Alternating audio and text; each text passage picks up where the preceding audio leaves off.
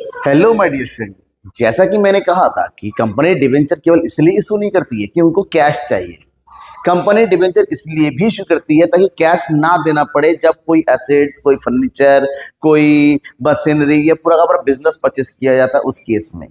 तो जब एसेट्स या बिजनेस परचेज करने के बदले में डिवेंचर इशू किया जाता है तो उसको बोलते हैं issue of debenture consideration other than cash. आज इसी से रिलेटेड तीन क्वेश्चन हम करेंगे। क्वेश्चन नंबर 9, 10 और 11 तीनों ही प्रैक्टिकल क्वेश्चन कंसिडरेशन से रिलेटेड है, तीन अलग अलग केस में।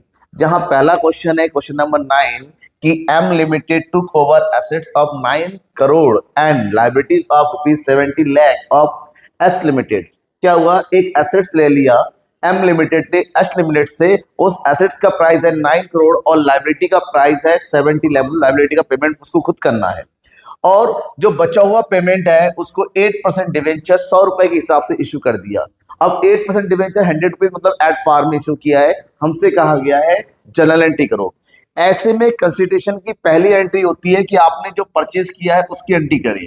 यहां पर एसेट्स परचेज किया और इसकी एंट्री करेंगे एसेट्स अकाउंट डेबिट कितना 9 करोड़ टू लाइबिलिटी का पेमेंट करना है उसको, तो लाइबिलिटी को टू वर्क किया टू लाइबिलिटीज अकाउंट कितना है लाइबिलिटीज 70 लाख। ठीक है, तो 9 करोड़ माइनस 70 लाख करो तो बचेगा कितना 8 करोड़ 30 लाख। तो जो वो उसके नाम पे आ जाएगा, एस लिमिटेड को पेमेंट करना है, लाइबिलिटी का पेमेंट करने कितना 8 करोड़ 30 लाख। मतलब साफ हुआ कि एस लिमिटेड को 8 करोड़ 30 लाख का पेमेंट करना था।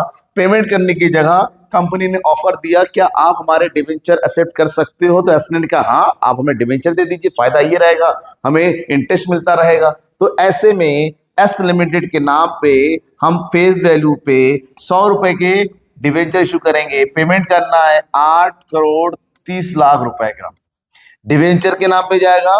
डिवेंचर कितना 8% टू 8% डिवेंचर्स अकाउंट, क्योंकि फेस वैल्यू है तो एक्स्ट्रा कैलकुलेशन कुछ नहीं हुआ, तो 8 करोड़ 30 लाख रुपीस यहां पर। आप बात करेंगे कितने डिवेंचर गए, तो नंबर ऑफ डिवेंचर कैलकुलेट कर लो। नंबर ऑफ डिवेंचर आएगा total consideration amount 8 crore 30 lakh divided by face value of debenture, ये कितना है 100। तो 100 से 2 जीरो कट गया, कितना बचेगा 8,30,000। 8,30,000 डिवेंचर हुआ। इसके लिए एंट्री कर लिखोगे 8,30,000 8% debenture of ₹100 each issued to S limited. Done हो गया पहला क्वेश्चन। बिल्कुल सिंपल क्वेश्चन है कंसिडरेशन के, लेकिन इसमें अगर डिस्काउंट और प्रीमियम ऐड हो जाता है तो थोड़ा कैलकुलेशन हमें करना पड़ता है, जैसे कि इस क्वेश्चन में है at par, at discount, at premium तीनों है। चलो खैर हम पहला करेंगे B limited purchase assets of book value of 4 lakh and took over the liability of 50,000। 4 lakh का एसेट्स है, 50,000 की लायबिलिटी को टुक ओवर किया। It was agreed that the purchase consideration settled at 3 lakh. ये भी तय किया गया कि 3,80,000 रुपए का पेमेंट होना है। मतलब एसेट्स भी है, लायबिलिटी भी है, कंसिडरेशन अमाउंट भी है। अब हो सकता है इनके बीच में कुछ डिफरेंस आए। जो डिफरेंस आएगा या तो वो गुडविल का होगा या कैपिटल रिजर्व का होगा। मान लो डेबिट साइड कम है, एसेट साइड कम है तो गुडविल है, और अगर क्रेडिट साइड कम है तो वो कैपिटल रिजर्व है। फिलहाल आगे कह रहा है what general entry will be made in the following 3 cases. कौन सी एंट्री करेंगे 3 केस में। सबसे पहली एंट्री तो हमारी ध्यान रखिएगा परचेज ऑफ एसेट्स होगा। तो एसेट्स परचेज किया तो हम एंट्री करेंगे यहां पर एसेट्स अकाउंट डेबिट कितना 4 लाख रुपीस का एसेट्स है। लायबिलिटी लिखने के लिए बीच में एक स्पेस छोड़ देंगे कि डिफरेंस आया तो लिखना पड़ेगा। और लायबिलिटी है हमारे पास 50,000 टू लायबिलिटीज अकाउंट, ये कितना है 50,000। ठीक है, और ये हो गया टू कंसिडरेशन अमाउंट है किसके नाम पे, मोहन ब्रोस के नाम पे, टू मोहन ब्रोस अकाउंट। कितना है मोहन ब्रोस का अमाउंट, कंसिडरेशन अमाउंट है 3,80,000। अब देखो ये है 4 लाख और यहाँ पर आ गया 4,30,000, इसका मतलब 30,000 का डिफरेंस आया। तो ये जो 30,000 का डिफरेंस आया ना, इसको किस नाम से लिखेंगे, गुडविल। मैंने अभी जस्ट कहा कि अगर एसेट साइड कम होता है तो डिफरेंस जो होता है ना वो गुडविल होता है, कि ज्यादा अमाउंट पेमेंट कर रहा है तो वो पेमेंट गुडविल का होता है। अब ये परचेज कंसिडरेशन 3,80,000 का पेमेंट करना, पेमेंट करने के बदले में डिवेंचर इशू किया 100 रुपए के डिवेंचर। पहला केस है, केस नंबर ए, इश्यू और debenture at par. At par का मतलब तो कोई प्रॉब्लम नहीं है, कोई प्रीमियम नहीं, कोई डिस्काउंट नहीं, नॉर्मली जितना पेमेंट करना है कर दो। तो ये हो गया आपका मोहन ब्रोज अकाउंट डेबिट। कितना है? 3,80,000 टू कितने परसेंट डिवेंचर है? डिवेंचर का परसेंटेज दे रखा है, इश्यू बाय डिवेंचर कुछ नहीं दे रखा है तो खाली छोड़ देंगे ऐसे, to debentures account, to debentures account. कितना? 3,80,000। 100 रुपए का डिवेंचर है, 380 में 2 जीरो माइनस कर दो तो 3,800 रह जाओ, तो लिखेंगे 3,800 debentures of ₹100 each issued to Mohan bros account, Mohan bros account. Done, ये हो गया। Case number B, issue of debenture at 10% discount. ठीक है, एट 10% डिस्काउंट। जब डिस्काउंट पे इश्यू हो रहा है 10% डिस्काउंट का मतलब ये हुआ कि 3,80,000 जो पेमेंट होना है मोहन ब्रोज को वो तो उतना ही होना ही है। तो ये हो गया मोहन ब्रोज अकाउंट कितना? डेबिट 3,80,000। अब डिस्काउंट अप्लाई कैसे करेंगे उसके लिए हमें पता होना चाहिए।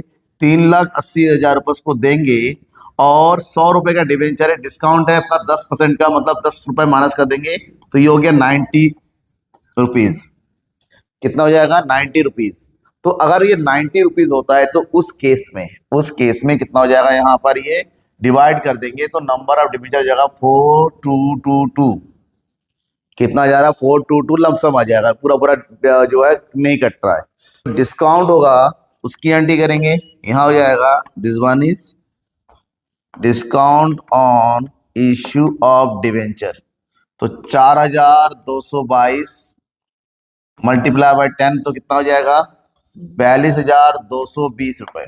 ठीक है, टू डिवेंचर्स अकाउंट में कितना जाएगा?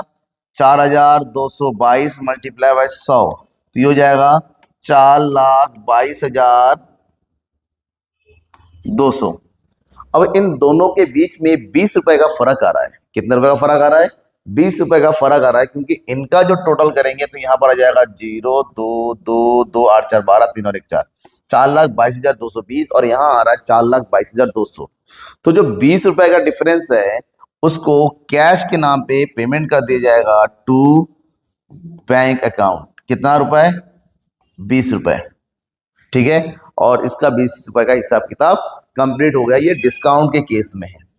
सेम टू सेम अगर प्रीमियम हुआ तो यहां पर क्या करेंगे? एट 10% प्रीमियम, और हमें 10% प्रीमियम में भी नंबर ऑफ डिवेंचर कैलकुलेट करना पड़ेगा। कैसे करेंगे?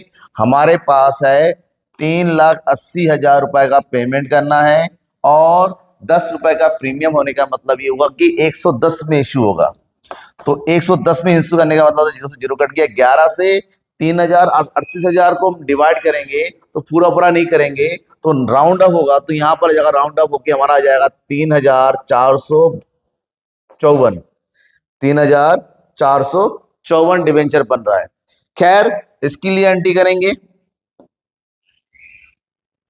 तो डिवेंचर इशू करने की एंट्री करेंगे। यहाँ पर सबसे पहले जिसको दे रहे हैं उसका नाम लिखो, मोहन ब्रोज अकाउंट डेबिट। कितना है? 3 लाख। इसके अकाउंट में कोई भी चेंज नहीं होगा, जो भी चेंज होगा वो कंपनी अपनी तरफ से करेगी। इसको तो जितना मिलना उतना मिल ही गए। टू डिवेंचर्स अकाउंट कितना?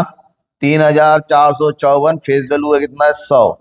तो यहाँ आ जाएगा 3,4,5,4,00, मतलब 3,45,400 रुपए का डिवेंचर। बाकी चला जाएगा सिक्योरिटी प्रीमियम रिजर्व में।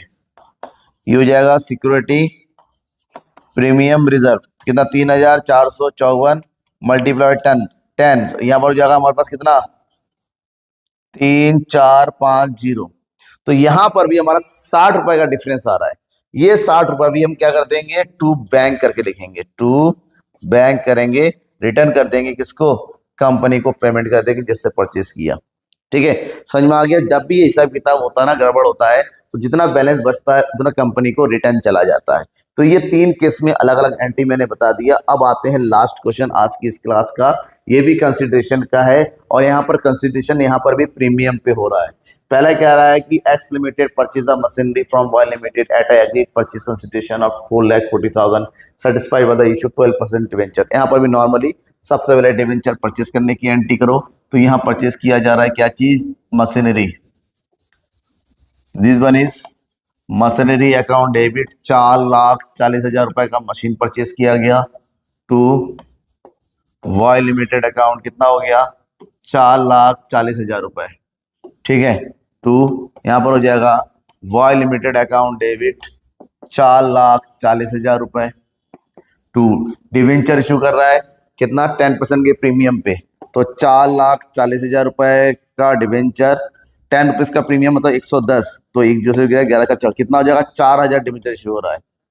तो यहां जाएगा टू 12% डिवेंचर्स अकाउंट, 4,000 मतलब 4,00,000 रुपए, और जो बचा वो हो जाएगा security premium reserve, securities premium reserve कितना हो जाएगा, 40,000 रुपए। डन, ये हमारी एंट्री कंप्लीट हो गई। कोई प्रॉब्लम है इस रिलेटेड रिगार्डिंग कुछ भी, then ask in your comment box. पूछने में बिल्कुल भी आपको कोताही नहीं बरतनी है, हर एक डाउट को पूछना है ताकि डाउट क्लियर हो जाए। बहुत जल्दी चैप्टर को कंप्लीट करेंगे और नए चैप्टर की तरफ बढ़ेंगे। तब तक थैंक यू एंड बाय।